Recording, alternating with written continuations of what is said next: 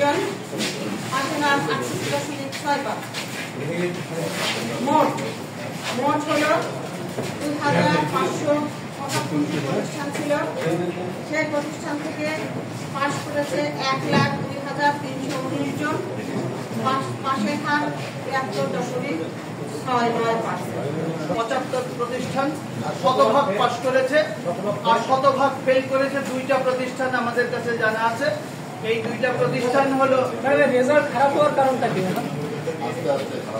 আমি একটু আপনাদেরকে বলি, আমার মনে হয়নি যে রেজাল্ট খারাপ হয়েছে। শতভাগ ফেল যে দুটো স্কুল স্যার এটা Moladir Taltala secondary girls school, এটা নড়াই। একজন শিক্ষার্থী ছিল, একজনই ফেল করেছে। Narai Moladir girls school, Taltala secondary girls ji. আর নাহালখালী গার্লস হাই স্কুল, এটা হলো মোরেলগঞ্জ।